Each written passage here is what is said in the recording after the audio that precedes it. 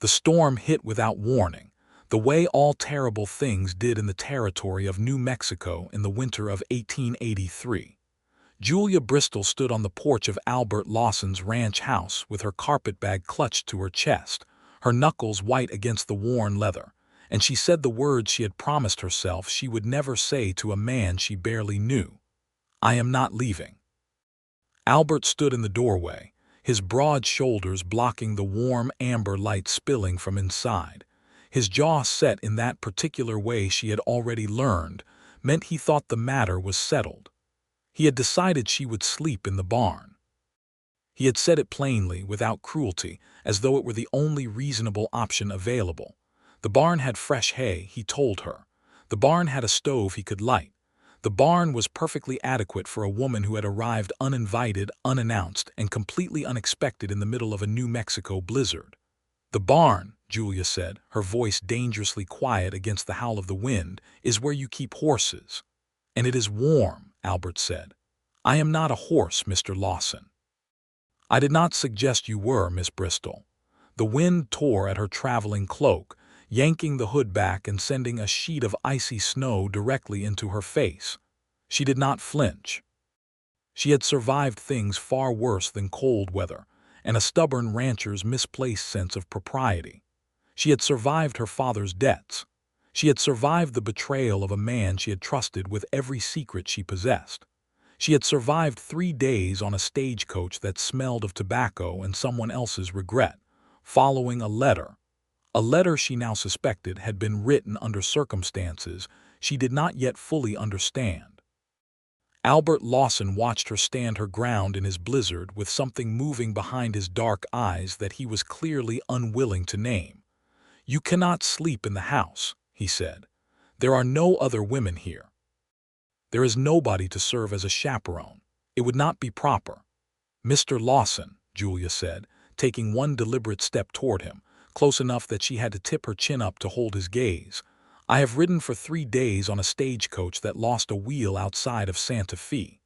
I have been deposited on your property by a driver who could not be persuaded to wait out the storm.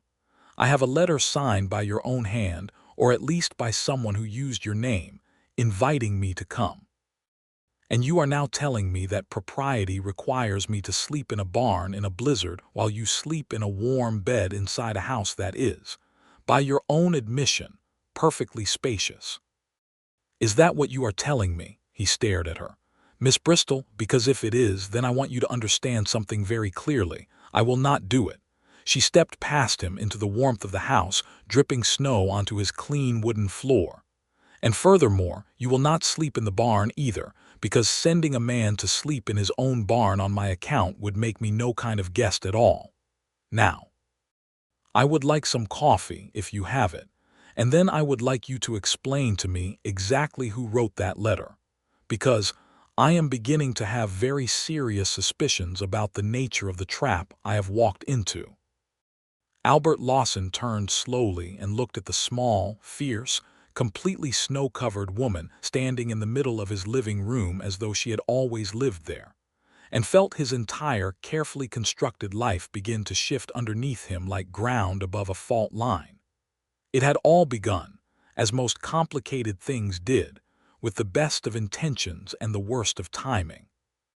6 weeks earlier, Albert Lawson had been sitting at the kitchen table of his ranch on the outskirts of a town called Red Rock, New Mexico, doing his accounts by lamplight, and trying not to think about the fact that he was 29 years old and entirely alone in a house that had been built for a family.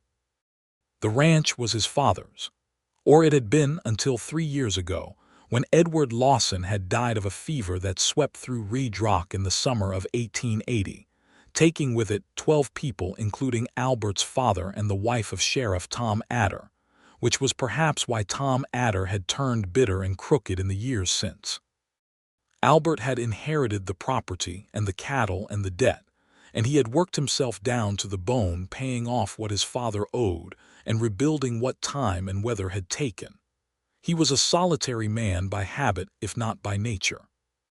He had a foreman named Breckett who lived in a cabin on the eastern edge of the property and 3 ranch hands who came in for the season, and went back to their own lives in the winter. He had a good horse named Canvas, and a dog named Rufus who slept by the fire. He had no mother living, no siblings, and a distant uncle in Denver who wrote him a letter once a year at Christmas, containing nothing more than a report of the uncle's own excellent health. What he did not have was the letter he received on a Tuesday afternoon in late October, delivered by the Red Rock Post rider, with a look on his face that suggested he thought it was funny.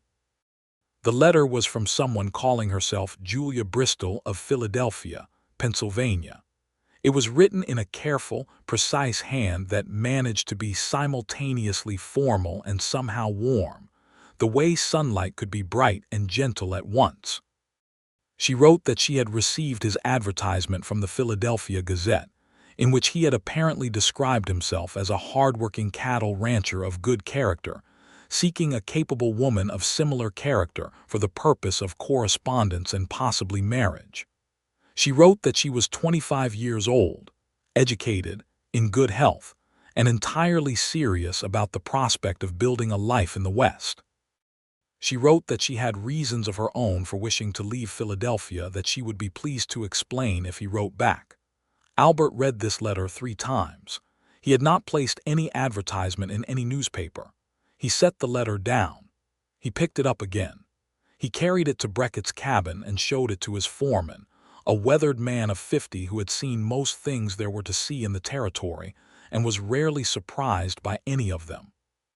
Brackett read the letter slowly and then said, "Somebody placed an advertisement using your name." "That is what I have concluded," Albert said. "Any idea who?" Albert had an idea. The idea wore a badge and had been trying for the better part of 2 years to purchase the Lawson ranch at a price so low could only be described as theft. Tom Adder had made it clear in ways both direct and oblique that he believed Albert ought to sell and move on, and that if Albert chose not to do so, life in Red Rock might become more difficult than Albert found comfortable. Albert had declined every offer. He had endured every difficulty. He was not a man who was moved by pressure, hidden threats, or the slow erosion of other people's patience. "What are you going to write back?" Brackett asked. "I am going to write back," Albert said, "and tell her the truth." He sat down and wrote the letter that same evening. He explained that he had not placed the advertisement, that some unknown party had done so using his name without his knowledge or consent, and that he was deeply sorry for any inconvenience or embarrassment she had suffered as a result of this deception. He told her she was under no obligation of any kind, and that he hoped she would not judge all men in the territory by the actions of whoever had thought this particular scheme was worth attempting. He sent the letter. He did not expect to receive a reply. The reply came 3 weeks later, and it was not at all what he expected. Julia Bristol wrote back to say that she believed him.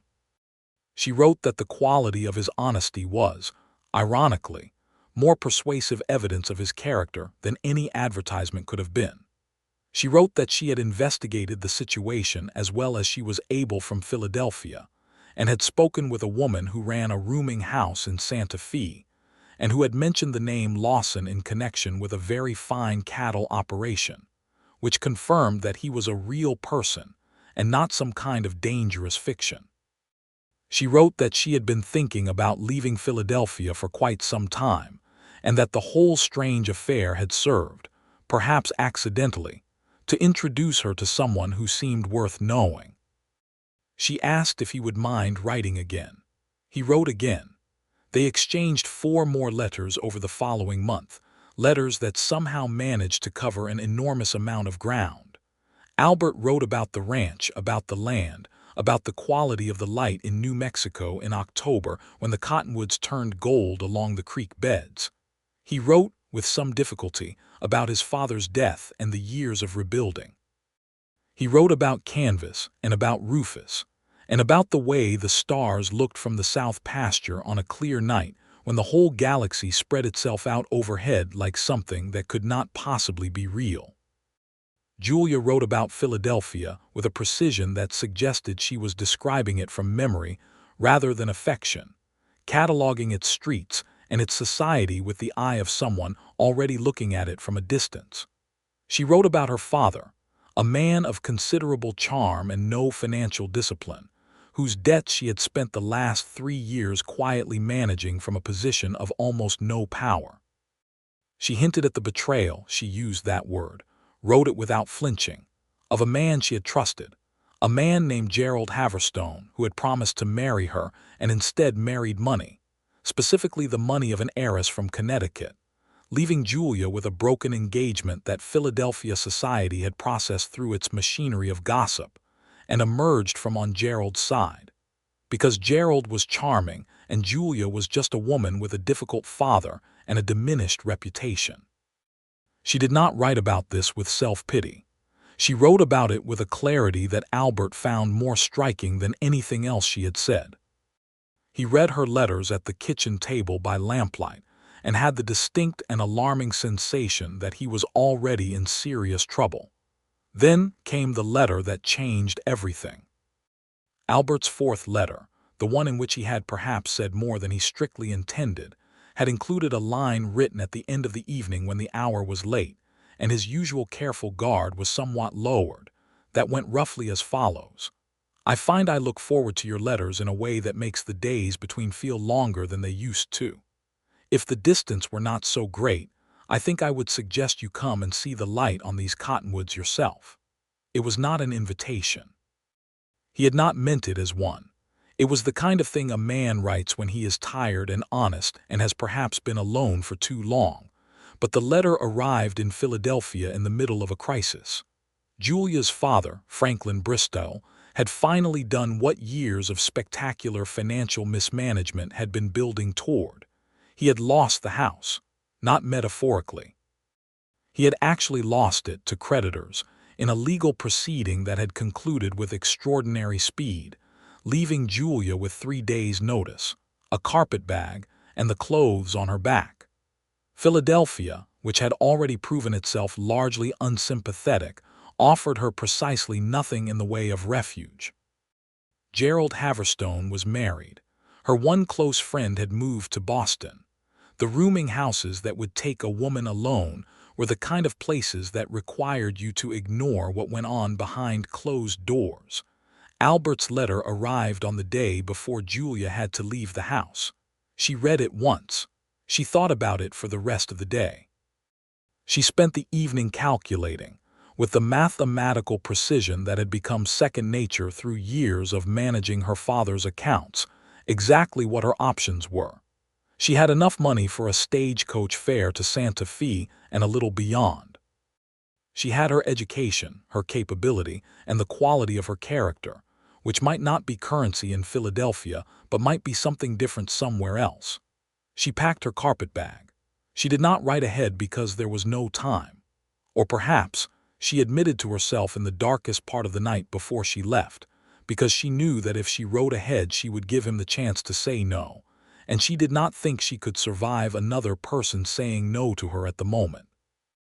And so Julia Bristol, 25 years old, single, largely penniless, and in possession of considerably more courage than she sometimes knew what to do with, boarded a westbound stagecoach with a letter in her pocket from a man she had never met, and traveled for 3 days through country that grew increasingly vast and wild and beautiful, toward a ranch in New Mexico, and a life she was choosing before she knew what it would be. The stagecoach lost its wheel outside Santa Fe, exactly as she had told him. The replacement stagecoach made it as far as the road that crossed the southern edge of Albert's property before the blizzard hit in earnest, at which point the driver, a man named Harris who had clearly made a personal decision about what counted as his problem and what did not, pointed at the light visible through the snow in the middle distance and said, "That's the Lawson place. You can walk it." She walked it.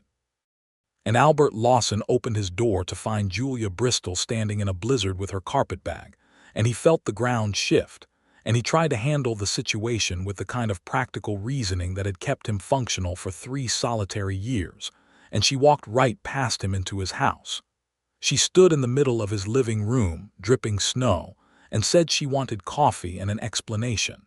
He made the coffee. He was a man of practicality, and the situation was what it was. He could not throw her back out into the blizzard. He could not in any real sense make her sleep in the barn, not when she had looked at him with those gray eyes that contained something fierce and tired in equal measure, something that told him she had been made to feel like less than she was by enough people already and was not going to accept it from him. He set the coffee on the table and sat down across from her and said, "What do you want to know?" "The advertisement," she said. "Do you have any idea who placed it?" "A strong suspicion," he said. "There is a man here named Tom Adder who has been trying to acquire my property for some time. He has a particular interest in the water rights that come with this land. I believe he placed that advertisement in the hope that some woman would arrive here and cause enough disruption, enough scandal, enough talk, to give him leverage over me or simply to make my situation complicated." Julia was quiet for a moment, turning the coffee cup in her hands, letting the warmth reach her fingers. "He intended it as a trap," she said. "Most likely. And instead," she said slowly, "I wrote to you and you were honest with me and we exchanged letters for a month and here I am." She looked at him directly. "I want you to understand that I am not here because I was tricked. I came here knowing the advertisement was false. I came here because of the letters." Something tightened in Albert's chest. "You should have written ahead," he said. Would you have told me to come?" He was quiet. "No," she said. "I thought not, which is why I did not write ahead." She set down the coffee cup. "I am not here to make demands, Mr. Lawson. I have enough practical self-knowledge to understand that arriving unannounced on a man's doorstep in a blizzard is not the usual method of beginning an acquaintance. I am asking only for shelter until the storm passes and for an honest conversation about what, if anything, we are going to do from here." Albert looked at her across the kitchen table. She was cold and tired and still somehow sitting as straight as a church column, and there was snow melting in her dark hair, and she had walked through a blizzard with a carpetbag because she had calculated her options and decided this was the best one, and he thought that this was probably the bravest thing he had seen anyone do in several years. "You can have the spare room," he said. "It is at the end of the hall. The door has a latch." "Thank you," she said. "In the morning when the storm breaks we can talk about the rest." "Yes," she said, "we can." She finished her coffee and he showed her to the room, and he brought her 2 extra blankets because the spare room was the coldest in the house, and she thanked him without embarrassment and without excessive gratitude, just a straightforward acknowledgement of kindness, and he went back to his own room and lay in the dark listening to the blizzard and trying to understand what had just happened to him. The storm lasted 2 days. 2 days was long enough for the situation to become something that neither of them had entirely planned for, which was to say, real. By the second morning, they had found a rhythm. Julia was awake before him, which surprised him.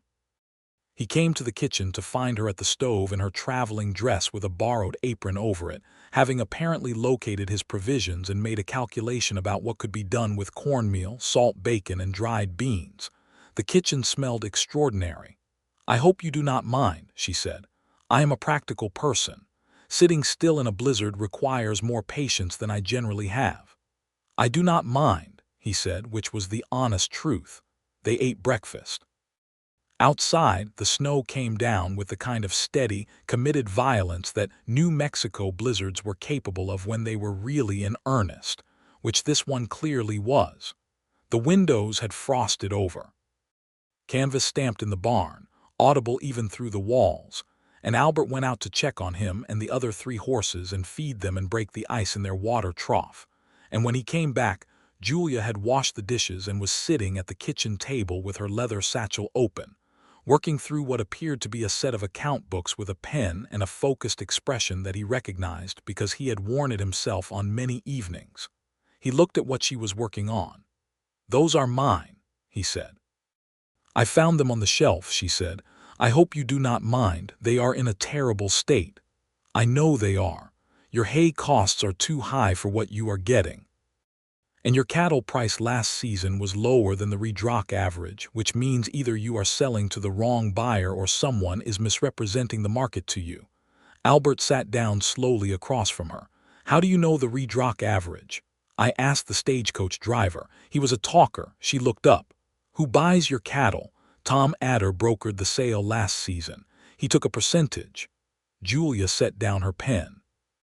The look on her face was the look of someone completing a calculation that had reached an unsatisfying answer. "He placed the advertisement," she said. "He undervalued your cattle and took commission on a false price. He wants to buy your property." "Yes, Mr. Lawson, he is not trying to annoy you. He is trying to ruin you." She said it quietly but without softening it. "He is slowly removing your income and your stability, and when you are desperate enough to sell, he will be right there with an offer." Albert was quiet for a long moment. He had suspected this. Knowing it and hearing it said plainly by someone who had looked at the numbers and arrived at the same conclusion in 20 minutes were slightly different experiences. "I know," he said. "What are you going to do about it?" "I have been doing the only thing available to me," he said. "Surviving it, working harder, not selling." She looked at him with that direct gray gaze. "You need to sell directly," she said. "Cut Adder out of the transaction entirely. There is a cattle buyer in Albuquerque, a man named Cortez, who pays fair market price and does not require a broker.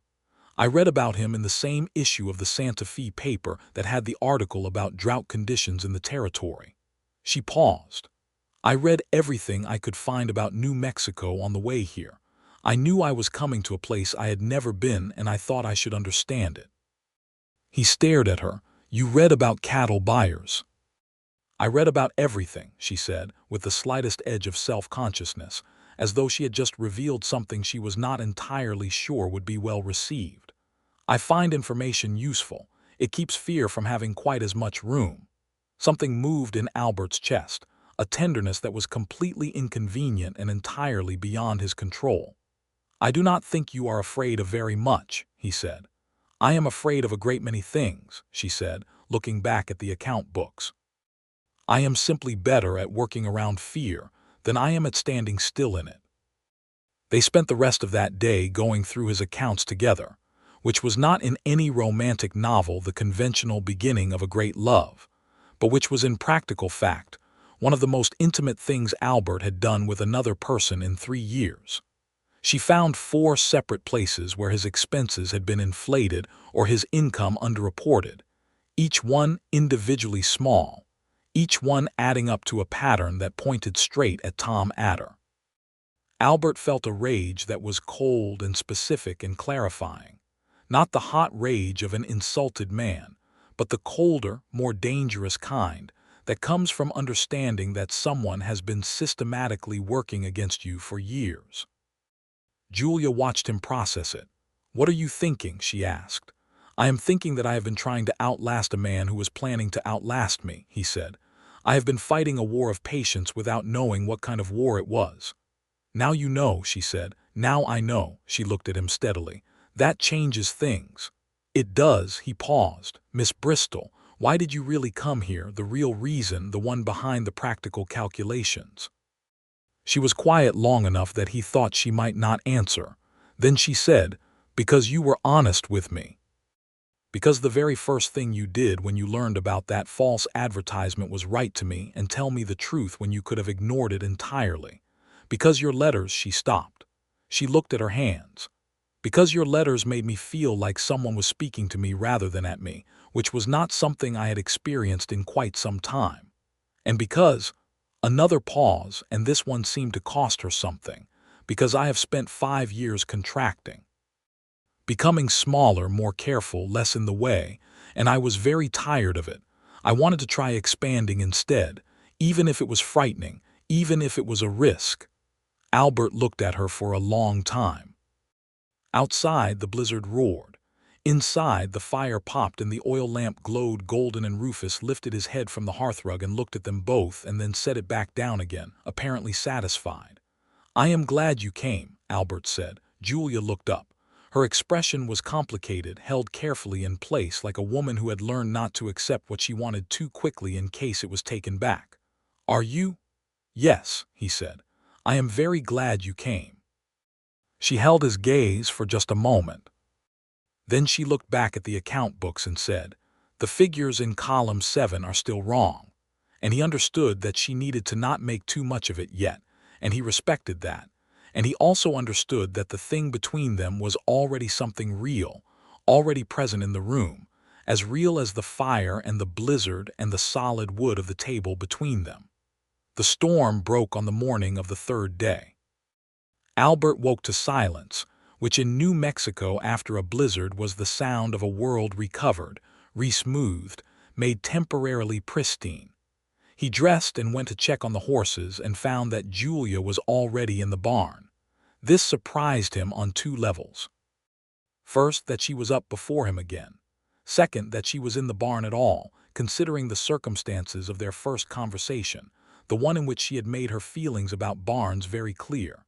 He stood in the doorway and looked at her, crouched in the hay beside Canvas with a brush in her hand, talking to the horse in a low, steady voice. Canvas, who did not generally tolerate strangers, was entirely calm. "He likes you," Albert said. Julia stood, brushing hay from her skirt. "He is a good judge of character," she said mildly. "I also noticed the hinge on the second stall door is loose. It will pull away from the frame if it is not repaired before the next storm." "I know," he said. "I have been meaning to fix it." "I could help," she said. Then quickly, as though preempting the objection, "I am handy with a hammer. My father was not, which meant someone had to be." He brought the tools. They fixed the hinge together. She was, in fact, exactly as competent with a hammer as she had claimed, working with an economy of motion that suggested she had done this kind of thing many times without anyone around to notice or appreciate it. Afterward they stood in the cold, bright morning outside the barn, and the snow stretched out white and perfect in every direction, and the mountains were sharp against a sky so blue it seemed almost artificially vivid. "It is very beautiful," she said, and her voice had lost its careful control for just a moment, something genuine and unguarded coming through. "It is," he agreed. He looked at her profile, the set of her chin, the way she stood, upright and direct and taking the world in rather than being buffeted by it. "Miss Bristol, what do you intend to do, now that the storm has passed?" She turned to look at him. There was a reckoning in her expression. "That depends partly on you," she said. "I have nowhere else that constitutes a sensible destination. I have no funds to speak of. I have certain practical skills that might be useful to someone operating a ranch, and I have," she took a breath, "considerable investment in whatever this is." She gestured between them briefly with the hand that held the hammer. "But I am aware that I cannot simply install myself in your spare room indefinitely. That would be a different kind of imposition." "What if I asked you to stay?" Albert said. She looked at him. "Not indefinitely," he said. "Not in a way that was unclear or left you in a difficult position. I am saying this plainly because plain speech seems to be what works between us, which I respect. I am asking you to stay as my," he stopped, chose the word carefully, "as my intended. If that is something you would consider, knowing everything you know, knowing the situation with Adder and the fact that this is difficult country and that I am a solitary man who is better at working than at talking, most of the time." Julia Bristol stood in the snow outside the barn of a man she had known for 3 days and felt something unlock in her chest that had been locked for a long time. She had spent 5 years being careful. She had spent 5 years making herself smaller and less troublesome and more agreeable, and none of it had saved her from anything. Gerald had left. Her father had taken everything. Philadelphia had been unkind. She had traveled 3 days in a broken stagecoach through a blizzard to stand in a New Mexico snowfield with a hammer in her hand and a man who was looking at her like she was something he had been waiting for without knowing it.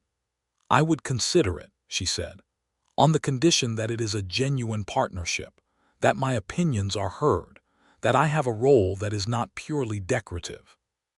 "Miss Bristol," Albert said, with the trace of something that in a man who smiled more would have been a smile, "in 3 days you have reorganized my accounts, identified financial manipulation I had only suspected, repaired a barn door and made the best beans I have had in 2 years.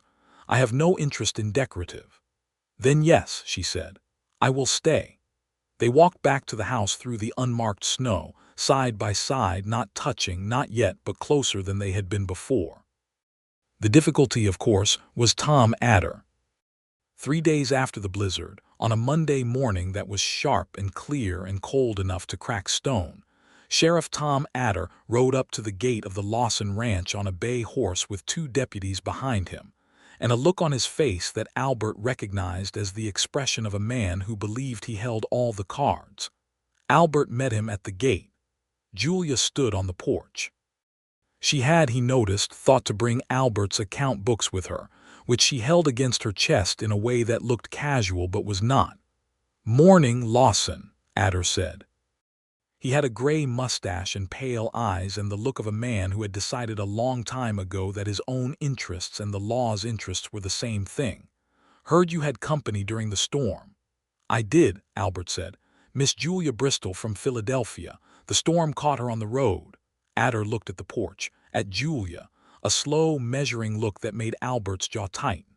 "Just the 2 of you," Adder said. "For 3 days."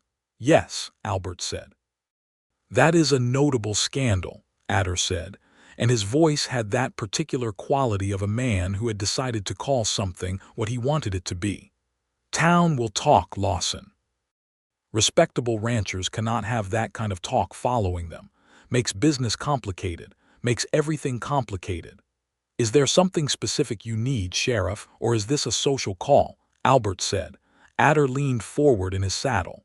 "I am just looking out for you," he said, with the smoothness of a man who had said things that were lies so many times they came easily.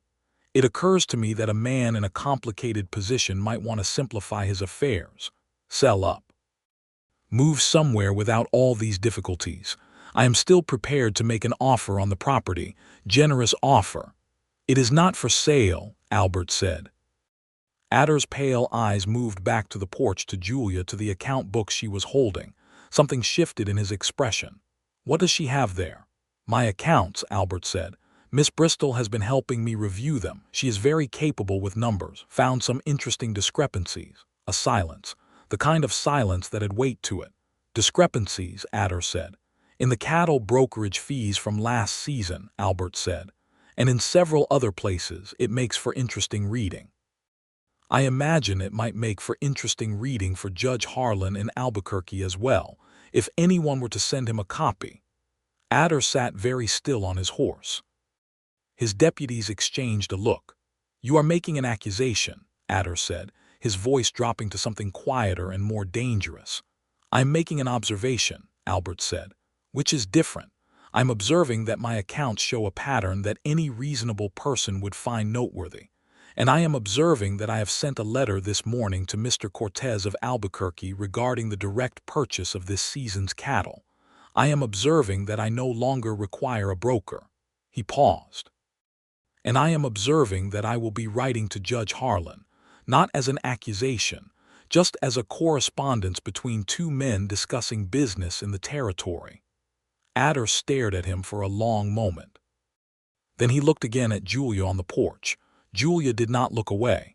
She stood straight and held the account books and met his gaze with an expression that said very clearly that she had been frightened by things considerably more frightening than Tom Adder and had not been moved by any of them. "This is not over," Adder said. "It has not begun," Albert said. "You have no business on my property today, Sheriff. You are welcome to come back when you have legitimate business." He stepped back. "Good morning." Adder held his position for one more moment. Then he pulled his horse around and rode back toward Red Rock with his deputies behind him, and the dust of his departure was the only thing moving in the cold, clear air. Albert turned and walked back to the porch. Julia let out a breath. It was small and controlled, barely audible, but he heard it. "You handled that well," she said. "You had those account books out for him to see," Albert said. "That was what moved him. He could deny my suspicions all day. He could not deny the fact that you had them written down in his own hand. He knows now that you intend to fight," she said.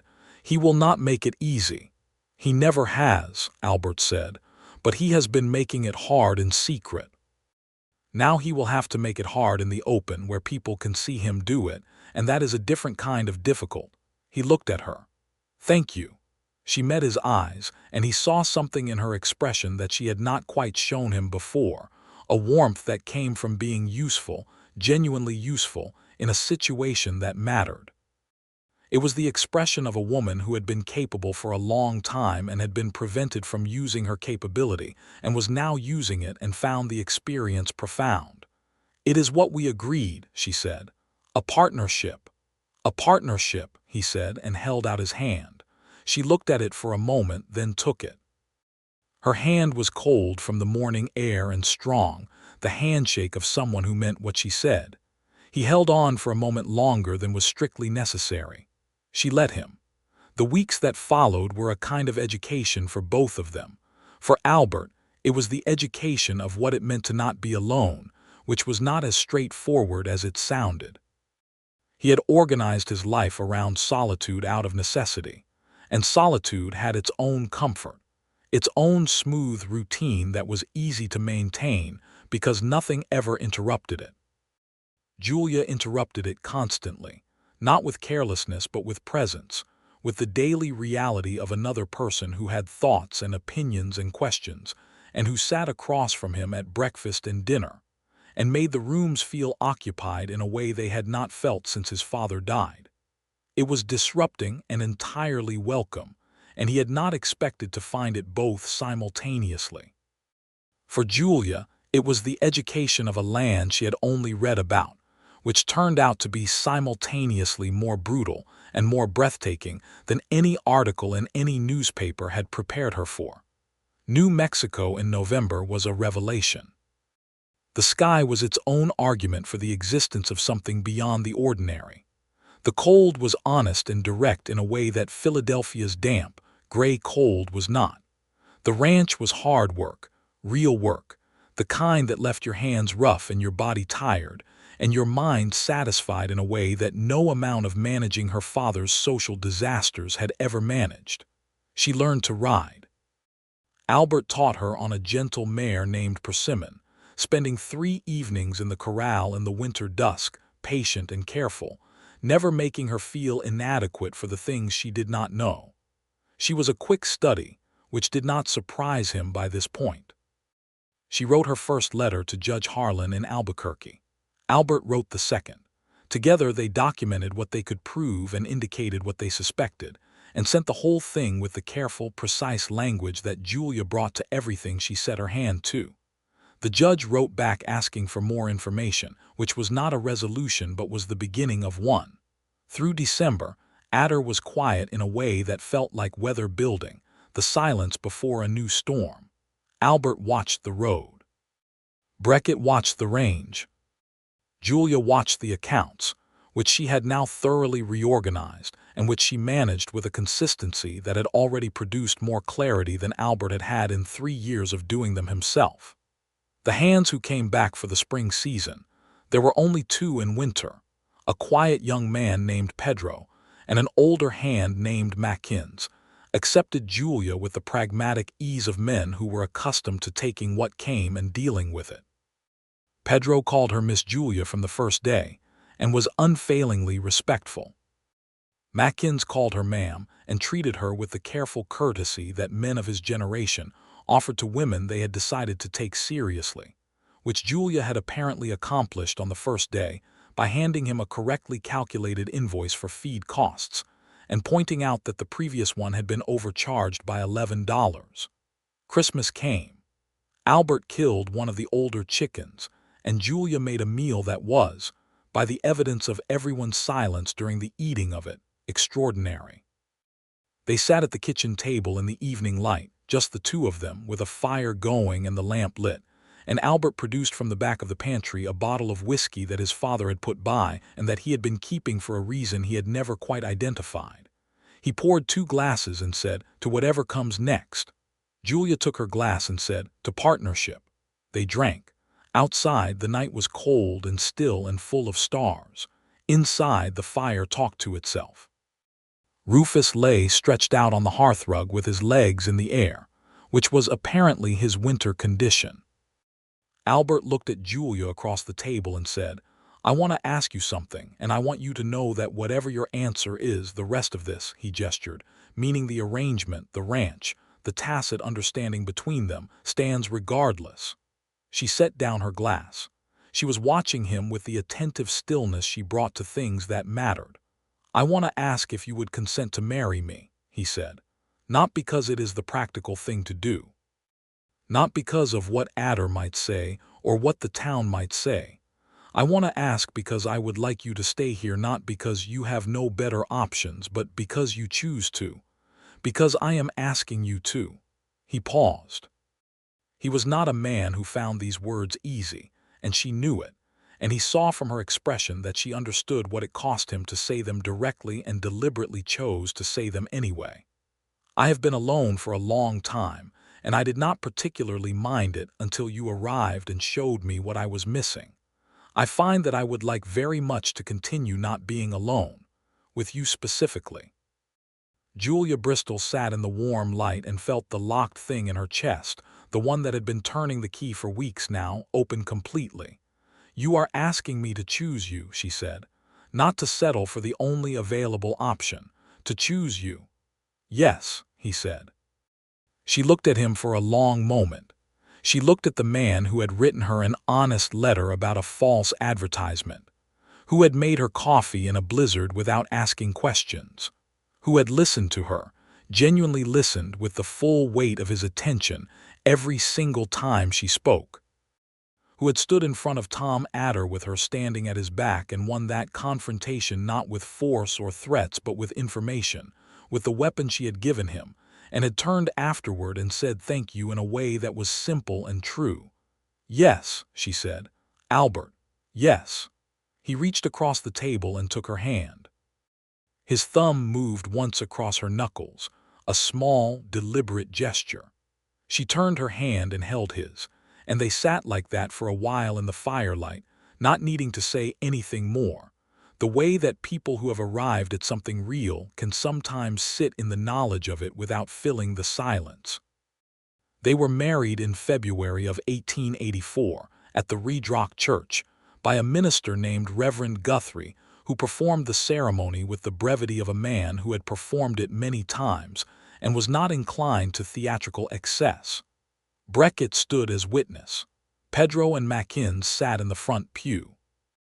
A handful of townspeople attended, partly out of genuine goodwill and partly out of the curiosity that small towns in the territory applied to everything that happened within their borders. Tom Adder did not attend. This was, by general agreement, the most pleasant aspect of the proceedings. Julia wore her best dress, which was the dark green one she had brought in her carpetbag, and Albert wore his good shirt and a jacket that had belonged to his father and fit him well. He produced a ring that had been his mother's, a plain gold band, and put it on her finger with a steadiness that did not waver. She looked up at him when it was done, and the look on her face was something he decided privately to spend the rest of his life being worthy of. The spring of 1884 brought two developments, one good and one less so. The good development was a letter from Judge Harlan in Albuquerque, informing Albert that an investigation into the financial affairs of Sheriff Tom Adder had been opened, based in part on the documentation Albert and Julia had provided. The judge wrote that the situation showed several irregularities that warranted formal inquiry, and that Albert should expect to give testimony at some point in the spring term of court. The less good development was that Adder, apparently aware that his situation was deteriorating, had decided to take a different approach. The approach was to interfere with the spring cattle drive. Albert had arranged, just as Julia had suggested, to sell this season's cattle directly to Cortez in Albuquerque. The cattle drive was a 3-day journey from the ranch to the buying point, a standard operation with Beckett and the hands running the herd through the low valley roads while Albert rode point. Julia had organized the logistics, which she had approached with the same focused precision she brought to everything, producing a schedule and a supply list and a set of alternates for weather conditions that Beckett had read through twice and then looked at Albert and said, "Where did she come from?" "Philadelphia," Albert said. "Well," Beckett said, "they do something right there. The interference came on the second day of the drive. Two of Adder's deputies came out of the tree line along the valley road on fast horses, waving papers and claiming a legal hold on the cattle based on a debt assessment they said Albert owed to the county. The papers looked official. The debt was fictitious. Albert made them read the papers aloud.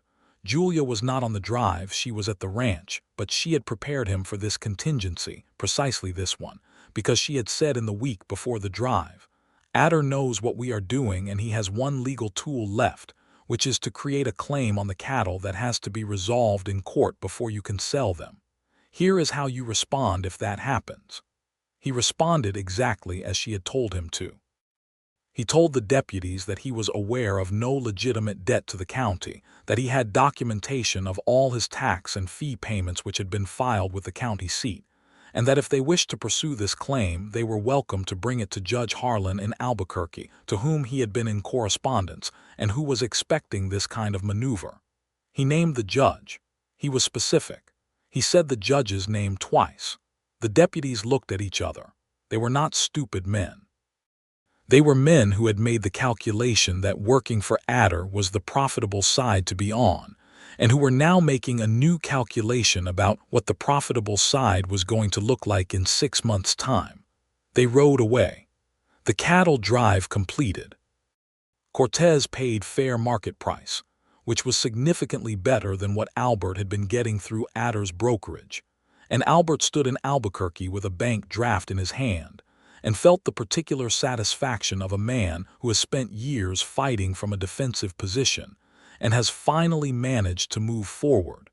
He was back at the ranch by the end of March. Julia was in the kitchen when he came through the door, going through correspondence at the kitchen table, and she stood when she heard his boots on the floor and looked at his expression and said, "It went well." "It went well," he said. He put the bank draft on the table. She looked at it. Something moved across her face, a complicated emotion, the kind that comes from being afraid of something for a long time and then watching the fear resolve. "Good," she said, with a steadiness that was slightly undermined by the brightness in her eyes. He closed the distance between them, which was a thing he had been learning to do, that closing of distance, that choosing to be close rather than staying at the careful remove that years alone had made habitual.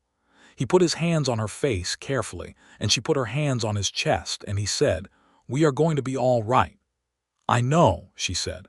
"I calculated it." He laughed. It was the particular laugh of a man who has not laughed easily or often, and is surprised to find himself doing it naturally. She looked startled by it for just a moment, then she smiled, a full and unguarded smile, the smile she reserved for moments when she was not calculating anything, just feeling, and it was the most beautiful thing he had seen in a long time. He kissed her. She kissed him back. Outside, the New Mexico spring was doing what it did best, which was exploding into life after the long cold with an extravagance that seemed almost unnecessary but was completely characteristic. Summer arrived with its heat and its particular demands, and life on the Lawson ranch took on a shape that was both new and deeply established, the way that the right things settle into the right places and feel as if they have always been there. The legal proceedings against Adder moved through the courts with the pace of the territory's justice system, which was deliberate and serious once it was engaged. Albert testified in Albuquerque in May. Julia had prepared him for the testimony the way she prepared for everything, asking him the hard questions in the evenings beforehand, helping him articulate what he knew and what he could prove and what was suspicion. He was a good witness, factual and direct, and the documentation they had assembled was thorough. In June, Tom Adder was removed from his position as sheriff of Red Rock, pending the outcome of a fraud investigation. He did not contest his removal loudly. The evidence was too specific, too well documented, compiled by a woman who had spent years managing impossible accounts and knew exactly how to make numbers tell a story that a judge could follow. Red Rock elected a new sheriff, a man named Eli Crane who was young and earnest and had no interest in anybody else's property. The town's attitude toward Julia shifted in the weeks after Adder's removal, as the full picture of what he had been doing became common knowledge. People who had been cautious or cool began to be warm. The woman who ran the general store, a Mrs. Haverty, stopped Julia on the street one Wednesday afternoon and said, "My husband was one of the ones Adder was shorting on his grain contracts. I want you to know what you and your husband did for this town." Julia said she was glad it was resolved. Mrs. Haverty said, "Not many people would have taken that fight on. It was brave of you." Julia walked home through the summer dust of the Redrock Main Street and thought about bravery, about what it actually was, about whether it was the absence of fear or the refusal to be controlled by it. She thought she had been brave in the important ways for most of her life without anyone noticing, because she had been brave in quiet, domestic, accounting column ways, keeping things together that were always on the verge of falling apart. It was gratifying, she thought, to have been brave in a way that people could see. Not for the visibility itself, but for the confirmation that the thing she had done was real. Albert was in the south pasture when she got home. She sat on the porch and waited for him, and when he came in from the fence line in the long summer evening, dusty and tired and carrying his hat, she looked at him and felt the fundamental, uncomplicated happiness of someone who has arrived somewhere real. "Eli Crane stopped me," he said as he came up to the porch. "Wants to know if we would be willing to speak to Judge Harlan about the county contracts next month. Apparently there is more Adder was involved in than we knew." "We will speak to him," Julia said. "I thought you would say that," Albert said. "Someone has too," she said, "and we have the documentation." He sat down on the porch step beside her. Not across from her, not at a careful distance, but beside her, close enough that their shoulders touched. He was still learning this, the comfortable proximity, the simple choice to be near, and she felt each time he made it as a small, deliberate gift. "We should build the porch out on the west side," she said, looking out at the mountains in the fading light. "Extend it. There would be room for 2 chairs and a clear view of the sunset." "That is a reasonable improvement," he said. "I have been making notes on other reasonable improvements," she said. "There is a second bedroom that serves no purpose. It could." He turned to look at her.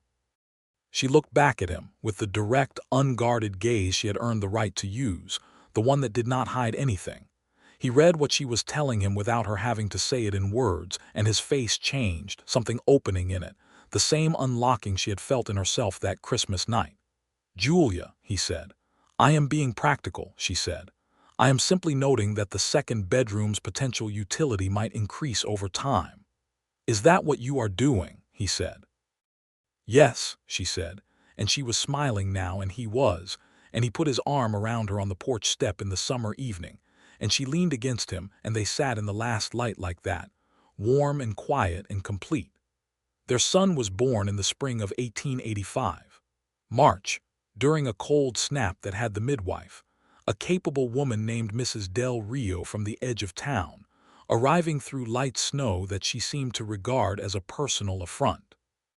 She handled the whole business with brisk authority, allowing Albert into the room afterward when things were done and settled, and he stood at the side of the bed and looked at his wife, who was exhausted and clear-eyed and holding a small red-faced person with an expression of profound wonder that she was making no effort to conceal, and felt something beyond language.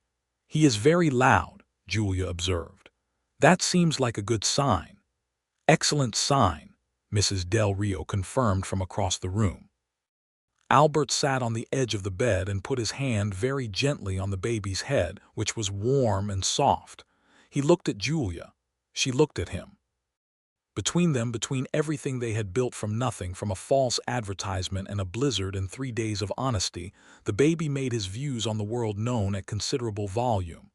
"What are we calling him?" Albert asked. Julia had thought about this. "Edward," she said, "after your father." Albert was quiet for a moment.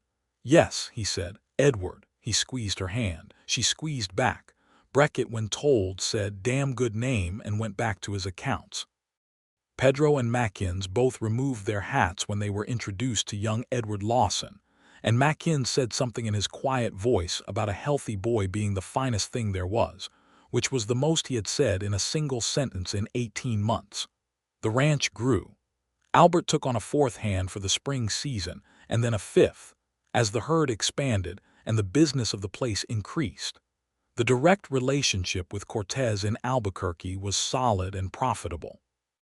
Judge Harlan's investigation into Adder's full range of activities had produced results that extended well beyond Redrock into the broader territory, and Albert's documentation, Julia's documentation, really, had been useful in proceedings that affected considerably more people than just themselves.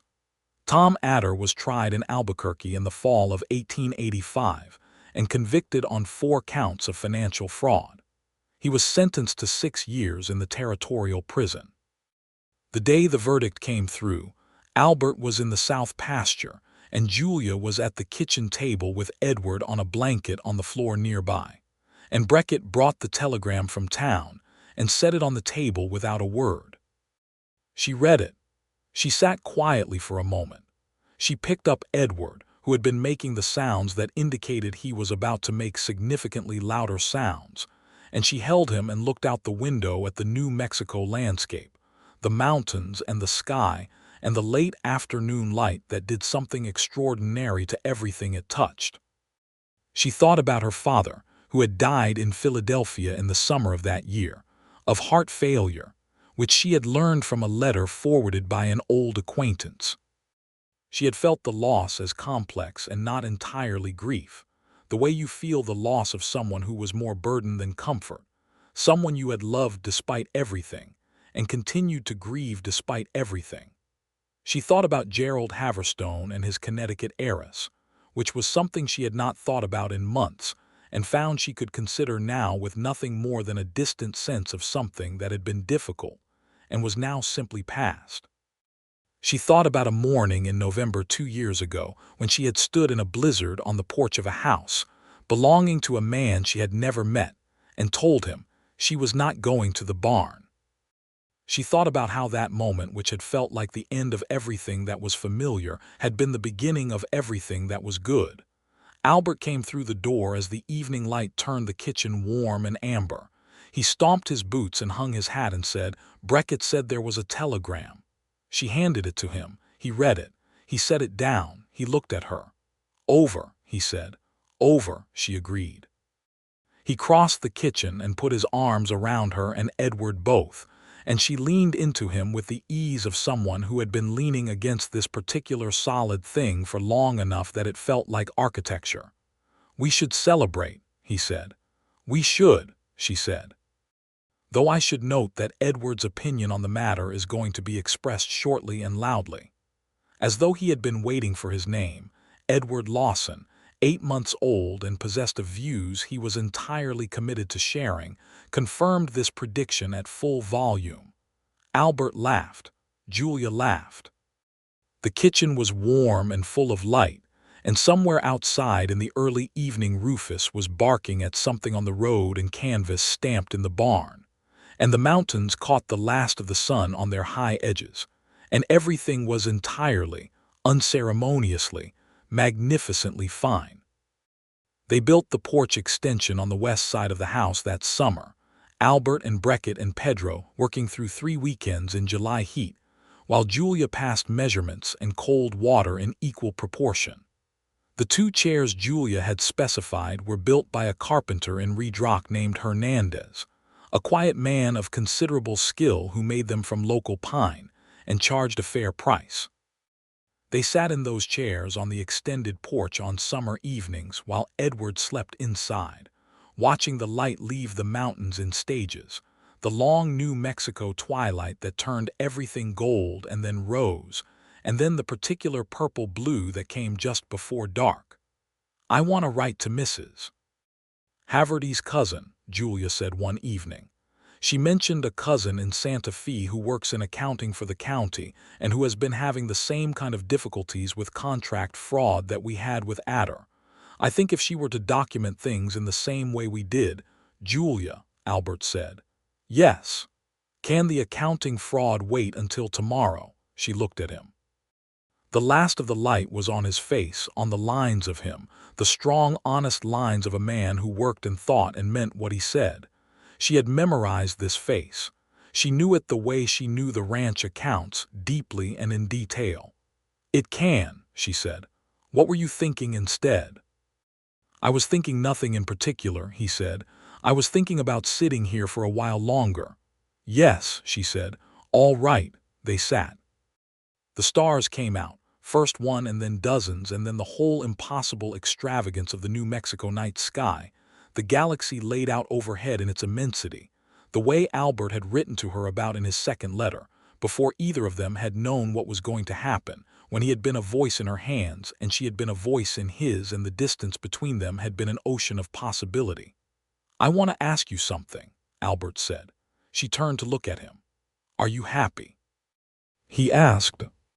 He asked it with the directness that was characteristic of him, the refusal to soften or complicate what he actually meant. Not "are you content," not "are things going well," but "are you happy?" which was a braver question because it was the one that required an honest answer. Julia thought about it. Not quickly, not with the automatic reassurance that she had spent years offering people who had not really wanted the true answer. She thought about it honestly, the way she had always wanted to think about the important things. She thought about the years in Philadelphia, the contraction, the diminishment, the careful smallness. She thought about the morning she had packed her carpetbag and gotten on a stagecoach with more courage than certainty, toward a man she did not know, in a country she had only read about. She thought about account books and blizzards and a loose barn door hinge and a sheriff who had tried to ruin a man of genuine goodness and had been brought down by precisely the capability he had underestimated. She thought about Christmas in the firelight and a gold band on her finger and a child who had his father's directness and her own stubbornness, which was going to be a fascinating combination when he was old enough to be troublesome. She thought about sitting in a chair on a porch in the New Mexico darkness, watching the stars reveal themselves, beside a man who asked real questions and wanted real answers. "Yes," she said. "I am happy, Albert, very much so." He nodded, satisfied, as though she had confirmed a calculation he had been working on. He reached across and took her hand, and they sat with the stars above them and the warm, dark desert night around them, and neither of them needed to say anything else. The years moved the way good years do, with the productive motion of things growing and changing and becoming more themselves. Edward grew from a loud and vigorous infant into a loud and vigorous small boy who had strong opinions about horses, enthusiastic feelings about the ranch dogs. Rufus had passed on at the good age of 11 and been replaced by a pair of hounds named Logic and Reason, Julia's contribution to their naming, and a tendency to follow Beckett around the property asking questions at a rate that Beckett had initially found exhausting and had gradually come to find something like flattering.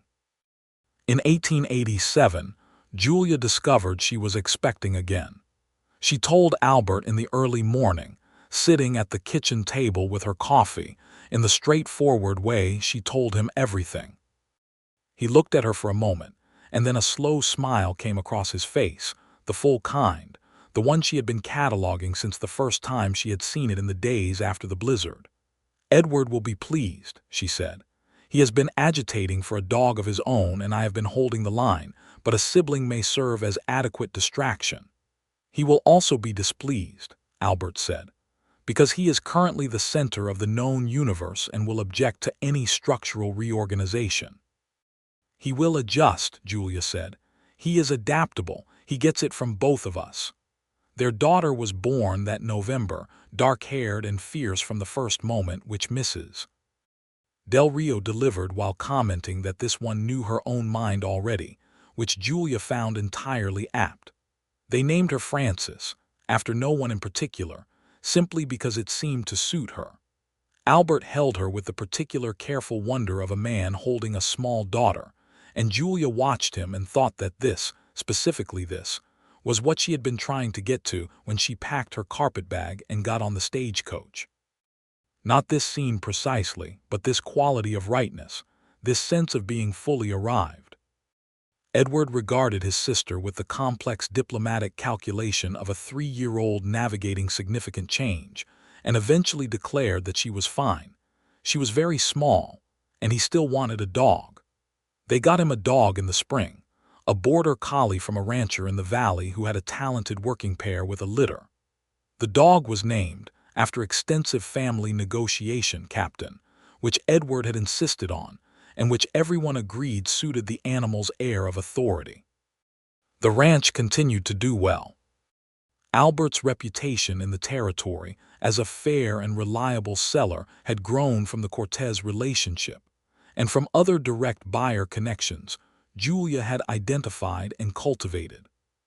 She had, in the years since their marriage, quietly developed a correspondence with several women in similar circumstances to her original situation, women who had come west with more hope than information, who were managing complicated finances in difficult conditions, and had shared her approach to documentation, her method of identifying fraud in contracts, her system for direct market access. Mrs. Haverty's cousin in Santa Fe had, following Julia's advice and her meticulous template, successfully documented fraud in the county contracts she had been struggling with and brought it to Judge Harlan, who had by this point an excellent understanding of Julia Bristol Lawson's approach to evidence and was inclined to take it seriously. Redrock itself changed in the years after Adder's conviction. With honest local governance came honest commerce. Businesses that had been struggling under the weight of corrupted contracts and inflated fees found themselves on better footing. New people came, drawn by the territory's growing reputation as a place where a man or woman could actually build something that no one would steal. The town grew. A school opened, which Julia had attended every relevant meeting about and on the board of which she now served, because someone had to make sure the budgets were handled correctly, and she was clearly the person for it. Albert served 2 terms as a county assessor, which was not a thing he had sought but which Eli Crane had eventually persuaded him was necessary, the argument being that the territory needed people in administrative positions who would not steal anything, and Albert was conspicuously qualified on that criterion. He did the job with the same direct, methodical honesty he brought to everything, and when his 2 terms were done, he returned to the ranch without ceremony and was, privately, very glad to be back. In the fall of 1889, a letter arrived from Philadelphia. It was from a law firm that had been managing the estate of Franklin Bristol, Julia's father. There had been an asset, a small investment her father had made years ago in a railroad venture, which had been lost in the general chaos of his financial collapse, which had subsequently been found, that had appreciated considerably, and which now constituted a modest but real sum and belonged, as the sole surviving heir, to Julia. She read the letter twice at the kitchen table. Albert was outside. She set the letter down and looked at it for a while. When Albert came in, she handed it to him without comment. He read it. He looked at her. "How do you feel about it?" he asked. "I feel—" She stopped. She looked at the window, at the quality of the light coming through it, the New Mexico afternoon light that she had by now spent enough years inside to know in all its moods.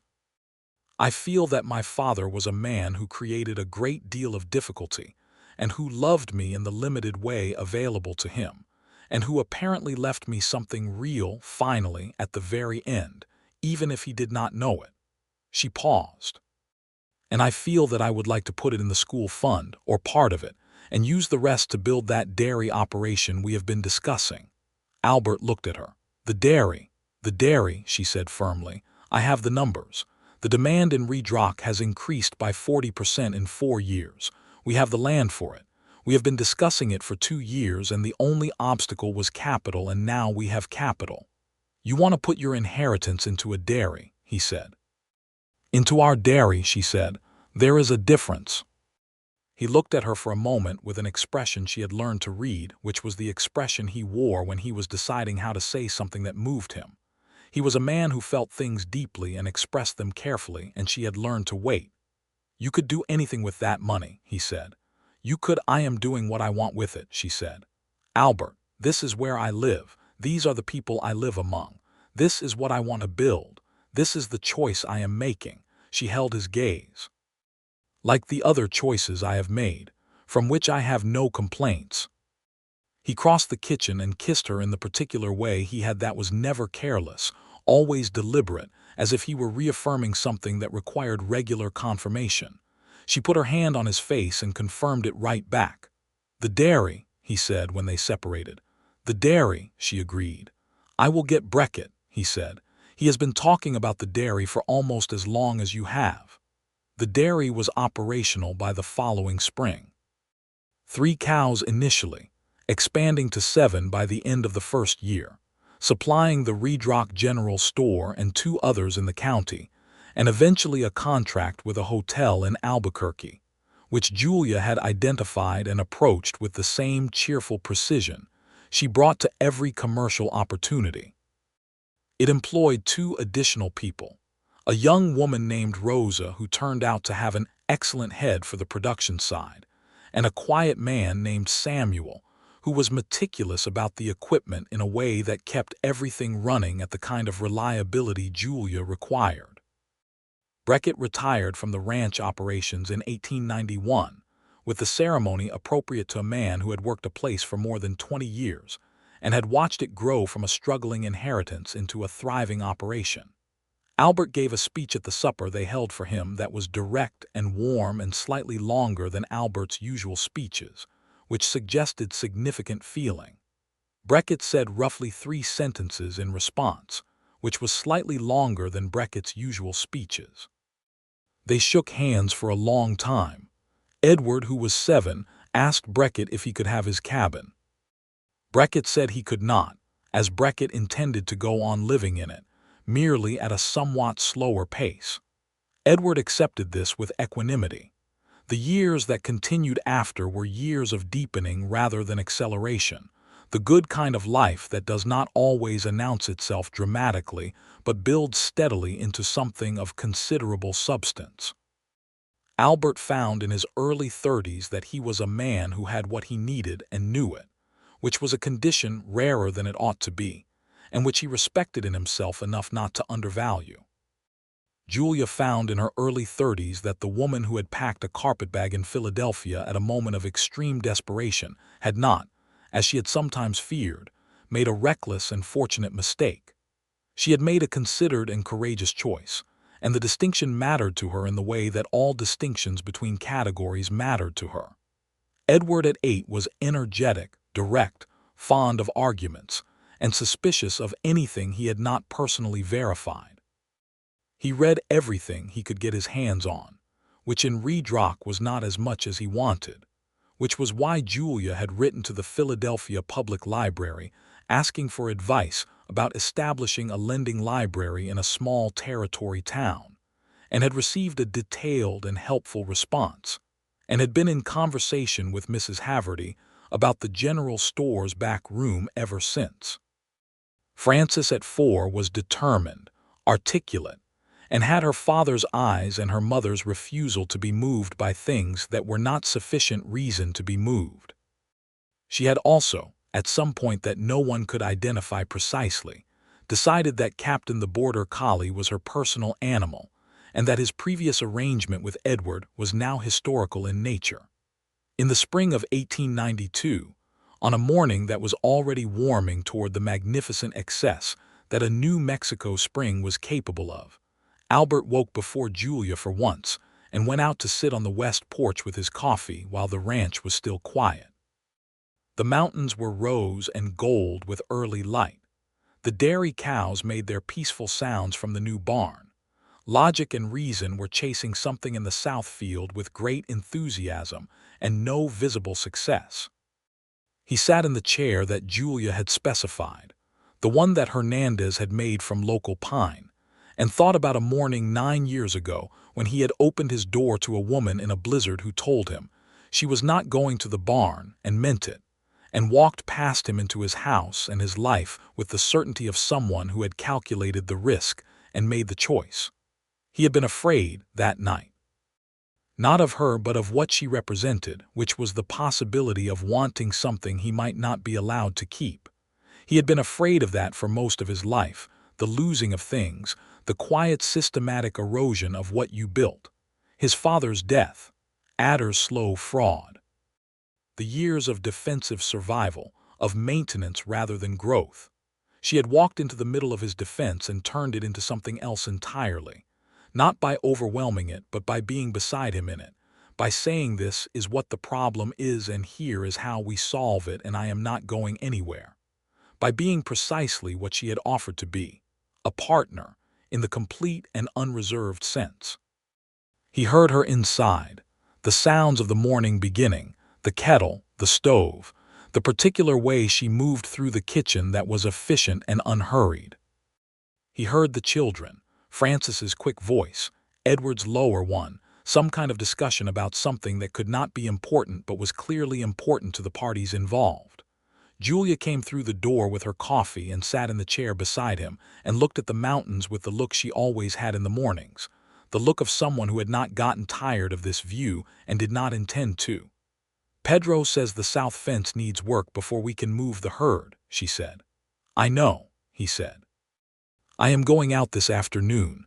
I have the Albuquerque contract to review today, the new terms. I know, a pause. The light moved on the mountains the way it did, continuously, a painting being revised every moment. Are you happy? She asked. She was asking his question back to him, the one he had asked her years ago on this same porch in the dark, because she understood that it needed to be asked of him too, regularly, honestly, with a real answer required. He looked at her. The woman who had come to him in a blizzard with a carpetbag and a letter and more courage than he had known what to do with. Who had taken a trap laid by a corrupt man and turned it into the best thing that had ever happened to him. Who had kept his accounts and fixed his barn door and stood on his porch while Tom Adder tried to intimidate her and had not moved an inch.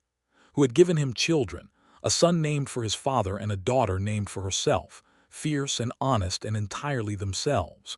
Who had sat beside him in the chair she had specified while the stars came out over New Mexico and the years moved by, each one fuller than the last. Yes, he said. Julia, I am. She looked at him the way she always did when he said something true in the way she had spent years hoping to be spoken to, with the full weight of it, without reservation or reduction. She reached over and took his hand, and he turned his palm up and held hers, and they sat in the warming morning and listened to the ranch come awake around them. Inside, Edward and Francis had apparently resolved their dispute, because the arguing had stopped, and what came through the door now was the sound of children's laughter, sudden and complete, the most uncomplicated sound in the world. Captain the border collie appeared from around the corner of the house at a run, saw them on the porch, and veered to sit at Julia's feet with an air of casual ownership. Logic and reason came bounding after, tails in motion, delighted with themselves and everything around them. The morning opened. The mountains went from rose to gold to the clear, brilliant daylight of a New Mexico spring.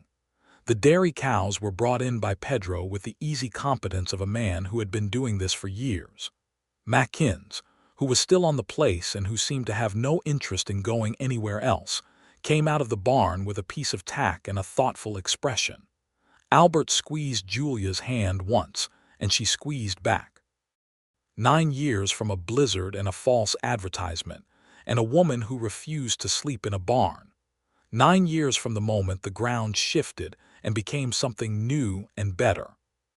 9 years of building, of fighting, of winning, of growing, of sitting in the evening light and asking real questions and receiving real answers. The life they had made was not the life anyone had planned. It had started with deception and arrived at truth.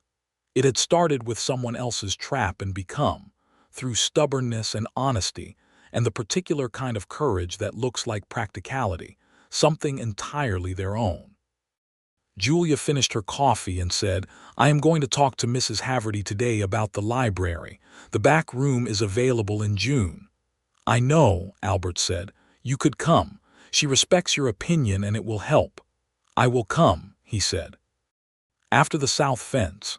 After the south fence. She stood and picked up her coffee cup and paused and put her free hand briefly on the back of his neck where it curved into his shoulder, the lightest touch, the particular touch that meant simply I am here, and you are here, and everything is as it should be. He put his hand over hers for just a moment. Then she went inside and he went to the south fence, and the day was exactly what a day was supposed to be. Full of small real things that added up to something enormous and unremarkable and entirely, permanently, wholly good.